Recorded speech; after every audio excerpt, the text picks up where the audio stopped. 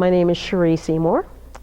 I'm a professional singer who has come up with a series called Music, the Arts is a Profession Master Series. The questions you need to know the answers to where you start off is what are your strengths and your weaknesses? Now I know that that is something that artists may not want to know, may not want to deal with, but I went to the High School of Music and Art, FAME, that high school in New York. And one of the things I learned there was that, you know, my family told me that I was always 1, 2, 3 in the arts and dancing and singing and everything else. Once I got there, I realized that there were 20 or more people that were better than I was.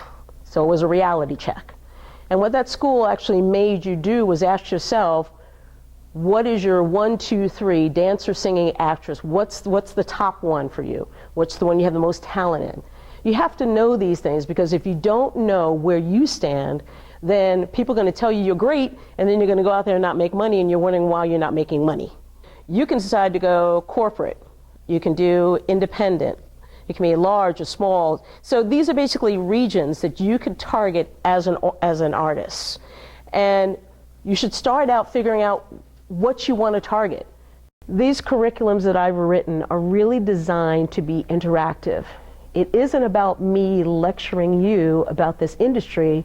It's about engaging you and helping you figure out what you need to do in this industry to become a working paid artist. If you don't ask yourself some questions before you step out there, you're actually going to do lots of things, or you have a dream in your head which you can't fulfill, or you're going to get frustrated because you keep hitting walls. Okay? So it really comes back to you as an artist knowing the answers to the questions when you start off. And the answers can change as you evolve and grow, but really ask your questions in the beginning. And so that's why I designed this curriculum around questions. And I, as an artist, love the interaction between artists. I love to see an artist get it. I love to see the light bulb go off. And when you get it, that empowers you to go out there and take some action steps. And hopefully you will be a working paid artist. What's your 30-second elevator pitch? Now, if you haven't heard that term before, when you're talking about your project, it should be a 30-second catchy elevator pitch that you tell somebody when they ask you what's going on. Can't be complicated, can't be airy, can't be artistic. It's got to be focused in 30 seconds. And people have to be able to understand that. The other part that I think is really important is artists when you know yourself. You can make intelligent and career-fulfilling decisions that will suit you. There's one page in my curriculum that's called Know Who You Are, Artist.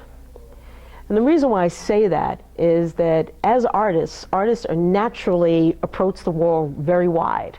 That's what we do, that's how we create stuff. We just get all this lovely information and then boom, we either put it on a canvas, it comes through my voice because I'm a singer, it comes through your body as a dancer, whatever your artistry is. But what we need to do in order to be successful working paid artists is we need to focus. This career is like any other. It's a process. I know that a lot of people say they want to be an artist, and the first thing people say is, I'm going to be a star, you know, or I'm going to be the next Christina Aguilera or the next whatever. And they don't think about what steps they need to take to actually get there. Okay? I talk to a lot of kids in high school, and I talk to them about, they're like, I don't need voice lessons, I'm just going to be a star on Broadway. No. You know, the New York market is really tough, and people on Broadway do lessons. What I do in this curriculum in my workshops is help you focus.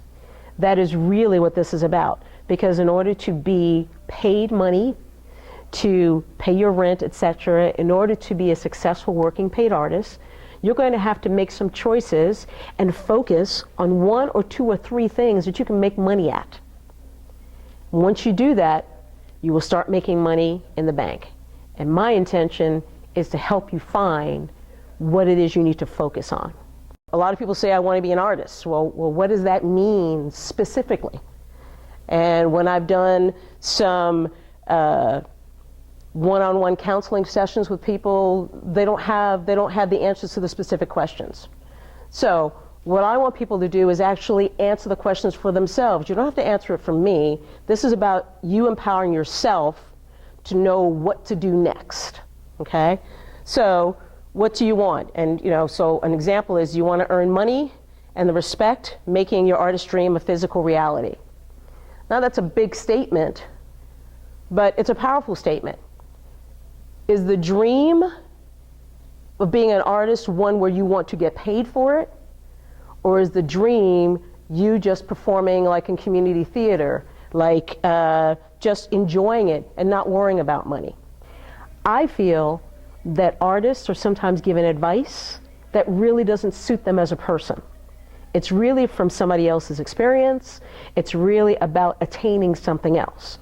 So if you ask yourself, what kind of person are you? Like, are you an outgoing person? Are you shy? Do you need to have a structure? Do you like people? Those are just some examples. Once you figure that out, you will have a better idea on what you should be doing in this industry. And that's what I'd like to help you figure out as well. Ask you the hard questions. What kind of person are you? You need to answer them for yourself. You don't necessarily need to tell me, but the only way I can help you is if you do tell me. So contact me at cherie@semiproductions.com. We'll talk about it. We'll set up a time. We'll set up a workshop, and we'll get this going.